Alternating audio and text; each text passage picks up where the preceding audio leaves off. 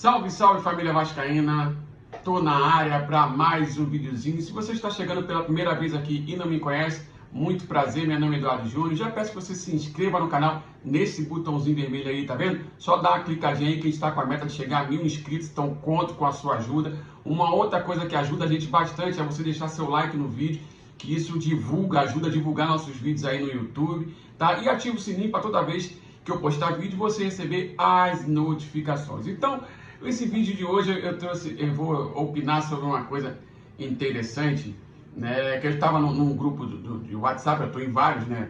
E estava rolando uma discussão em um dos grupos a respeito da saída do Catatal. E o Catatal preferir ir para o Vitória da Bahia do que ficar no Vasco, né? Aí, claro, como a gente está em tempos de ebulição política, né? E aí começam as discussões, que não sei o que, apequenamento do Vasco, que isso, que aquilo, que o jogador está preferindo pro Vitória que do Vasco, esse tipo de coisa. E um amigo me veio no privado, né, e pediu para eu dar uma opinião em relação a isso aí. Por isso que eu venho gravar esse vídeo falando sobre uma possível saída, não se confirmou ainda, né? Parece que está quase, mas ainda não se confirmou, uma possível saída do Igor Catatal do Vasco pro Vitória. Então, gente, o que acontece? Primeiro entendimento que a gente precisa ter que é o seguinte: a era de jogar no clube por amor acabou. Não existe mais amor. Aquele jogador que jogue por amor à camisa, né? Nós estamos numa outra era do futebol. E isso que o Catatal está fazendo não é nada mais, nada menos que gerenciamento de carreira, né? Cada um traça a sua estratégia ali conforme lhe convém para a sua carreira, né? Vamos se colocar no lugar do jogador. O Igor Catatal é um jogador que não fez as categorias de base ali, né? Surgiu muito tarde no futebol. Ele tem, se eu não me engano, 24 ou 25 anos. Estava no Madureira, um time pequeno do Rio de Janeiro, né? E depois de um bom campeonato carioca, ele migrou para o Vasco, né? E o que acontece? Migrou ele e o Marcelo Alves, zagueiro, que está em negociação para poder ficar no Vasco, mas já tem algumas especulações que o Cuiabá, que acabou de subir da Série B para a Série A, tem interesse no jogador. Então o Igor Catatal chegou no Vasco, primeiro time grande da carreira, a oportunidade da vida dele, né? Então ele aceitou, porque o Vasco é um clube gigante do futebol nacional e internacional, dá muita visibilidade. Então ele foi para o Vasco, né? E começou a participar do elenco ali, ficou a temporada toda de 2020 do Vasco, né? O que acontece? Foi preterido diversas vezes para jogadores que apresentaram um rendimento pior que o dele. Então a minha impressão, cara, minha opinião, não posso cravar nada, só estou dando apenas minha opinião. Eu acho que ele foi preterido mais pelo fato de ter vindo de um time pequeno como o Madureira do que pelo rendimento em si, né? Que, claro, não foi aquele rendimento absurdo no Vasco também, mas as poucas vezes que entrou apresentou um rendimento melhor do que os que estavam jogando e tiveram diversas oportunidades e ele foi preterido. E diante disso, dessa temporada aí irregular, ele completando banco, às vezes nem indo para o banco, só treinando ali e tal, terminou a temporada de 2020 e com a visibilidade que ele ganhou, veio a proposta do Vitória da Bahia, que segundo o que está sendo divulgado aí, ele vai ganhar, o Vitória ofereceu 3 vezes mais do que ele ganha no Vasco. E aí ele optou, segundo o que estão dizendo, ainda não foi confirmado, ele optou por ir jogar no Vitória da Bahia. E a justificativa foi que, além da questão salarial, o fato de ele jogar mais. Isso aí, gente, não, na minha humilde opinião, não é que o jogador está rejeitando o Vasco e indo para o Vitória, não. Ele está gerenciando a carreira dele, né? Como é que ele vai ficar no Vasco, sabendo que na temporada de 2020 ele já foi preterido por algumas vezes de forma injusta, né? Ele foi preterido para outros jogadores, ele iria ganhar um salário menor no Vasco, o Vasco está com problemas salariais, não paga em dia, eu não sei se o Vitória está pagando em dia, porque não acompanha o Vitória, né? Mas o fato é, o Vitória ofereceu 3 vezes mais do que ele ganha no Vasco, e no Vitória ele tem a oportunidade de jogar mais, de repente evoluir o seu futebol, de repente se destacar numa Série B, né? E de repente receber proposta até de fora do país. A gente sabe que tem a questão do câmbio aí está muito alta, a diferença do real para o dólar, do real para o euro e do real para a libra. Então qualquer proposta que venha lá de fora, né, os jogadores estão indo, porque ó, é grana. Então se põe no lugar do Igor Catatal. O que vocês fariam? Comenta aí embaixo. Vocês ficariam no Vasco sendo preterido, às vezes ficando no banco, às vezes nem entrando, né, e ganhando menos e atrasado?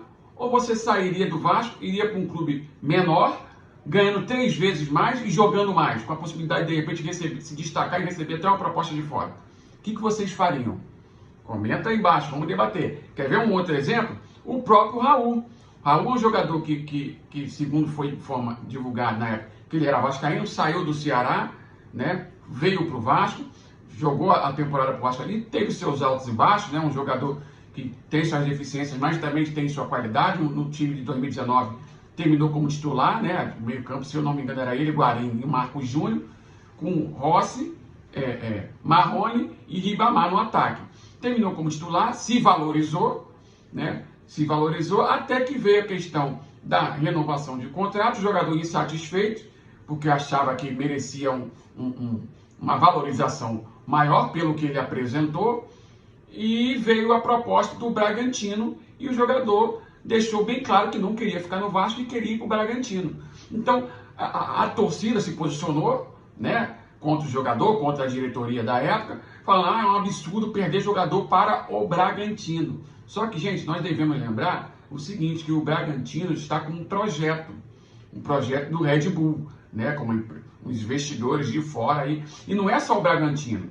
Esse projeto está espalhado pelo mundo, então esses investidores eles fizeram isso com vários clubes aí espalhados pelo mundo. Tem clube na Alemanha, se eu não me engano, o RB Leipzig, né? Tem esse da Alemanha, tem um da Suíça, né? Tem agora no Brasil o Red Bull Bragantino. Então isso é um projeto onde os caras pegam jogadores jovens, né?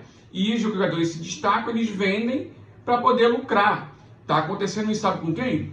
Por exemplo, com o Claudinho. O Claudinho, ninguém conhecia o Claudinho. O Claudinho fez um excelente campeonato brasileiro, ganhou uma porção de prêmio aí, né? E está cotado para ser vendido aí para a Europa, né? Um dinheiro alto. Quer dizer, um dinheiro maior do que foi investido nele. Esse é o projeto do Bragantino. Não é só assim. Não é só o Bragantino que funciona assim. Tem um conglomerado de clubes aí dessa galera aí de investidor. Então o Raul, provavelmente ele pensou isso aí, não, eu vou ficar no Vasco aqui, passando por essa situação de salário atrasado, jogando com a faca no pescoço o tempo todo, porque é o tempo todo lutando para não cair, jogando sob pressão. Isso chega uma hora que cansa o jogador. Então, ele pensando assim, pô, será que vale a pena eu ficar aqui no Vasco nessa situação?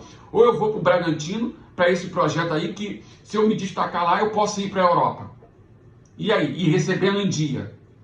E aí? Então isso aí, na minha humilde opinião, não é nada mais, nada menos que gerenciamento de carreira. Eu não posso... o cara é profissional, gente. O cara é profissional. Talvez eu, na mesma situação, se eu tivesse na situação, por exemplo, do Raul, talvez eu faria a mesma coisa. Mesmo sendo vascaíno, de coração, não sei o quê, mas eu faria a mesma coisa, porque eu estaria gerenciando a minha carreira, né? Infelizmente, é assim, a época de jogar por amor acabou. Agora o cara tem que ser... A carreira de jogador de futebol, ela é curta. Veja aí o Ramon, lateral esquerdo, terminou seu carreira com 32 anos, com 2 lesões gravíssimas aí no joelho. Então, o jogador de futebol está jogando hoje, não sabe o que pode acontecer amanhã.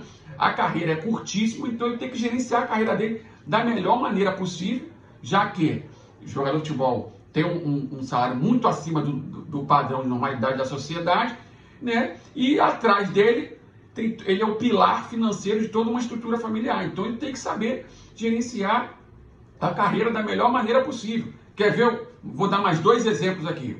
O Souza, prata da casa do Vasco, né? Que estava jogando, jogava na Turquia, ganhava um bom salário, saiu da Turquia, foi para a Arábia, né? E teve alguns problemas lá de questões financeiras e tal, e tem 31 anos, saiu lá da Arábia, né? Terminou o contrato dele, a torcida pressionou ele pela volta ao Vasco, né? E ele optou por voltar para a Turquia, né? E pensando na carreira dele, né? Ele fez o gerenciamento da carreira dele ali. É uma opção que ele tem. Eu acho que, na minha humilde opinião, o erro dele, ele foi ele expor isso, falar que queria voltar e tal, e alimentando uma esperança no torcedor.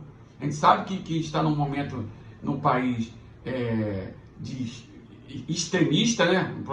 Um momento extremista, que as pessoas estão muito radicais, né? E ele, com as declarações dele, não, eu quero voltar para o Vasco é minha casa, esse tipo de coisa, alimentou uma esperança no torcedor, e quando houve a oportunidade de ele, de repente, cumprir com o que ele falou, ele optou por gerenciar a carreira dele de uma outra forma e foi para a Turquia. Isso gerou uma frustração no torcedor. Então eu acho que o erro do Souza foi ter feito isso, foi ter alimentado a esperança do torcedor de voltar. Talvez se ele ficasse quieto ali e não falasse nada, seria melhor. Mas ele falou, aí ele depois que decidiu ir para a Turquia, aí a torcida caiu de pau, xingou ele veio a público, pediu desculpa e tal, mas aí foram consequências dos próprios atos dele. Mas ele gerenciou a carreira dele.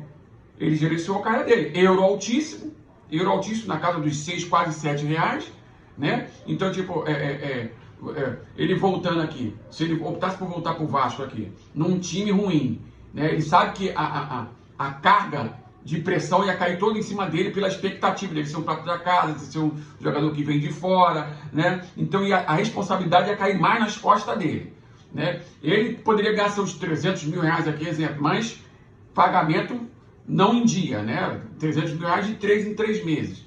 E de repente surge a proposta da Turquia, digamos, pagando 150 mil euros para ele, 200 mil euros para ele por mês. O euro é 6 reais, ou não é 200 mil euros, tudo bem, põe a 100 mil euros, né? Só veja a conversão. Então, assim, ele apenas gerenciou a carreira dele. O erro dele foi ter falado demais. E o último exemplo que eu quero dar aqui, o próprio Carlinhos, que hoje está no Vasco. Carlinhos estava na Europa, né, ganhando em euro, claro, num time, se eu não me engano, acho que na Bélgica, né, se eu não me engano, me corrijam aí se eu estiver errado, e tal, num país, na Europa, num outro continente, com uma outra cultura, né, estável lá, tá, qualidade de vida, esse tipo de coisa, e ele preferiu voltar ao Brasil, gerenciando a carreira dele, ele preferiu voltar ao Brasil, vir para o Vasco, abrindo mão de contratos financeiramente mais vantajosos, né, para poder vir jogar no Vasco, de repente, creio eu, por causa da visibilidade.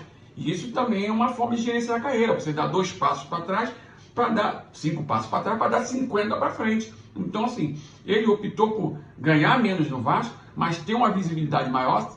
De repente, caso se destacasse, surgisse uma proposta melhor do que ele estava ganhando lá na Bélgica, né? Então, é uma forma de gerenciar a carreira. Só que a estratégia dele, ele furou aí porque não apresentou um rendimento ainda condizente com a história do Vasco ali. Mas são jogadores que estão apenas gerenciando a carreira. Então eu não vejo dessa forma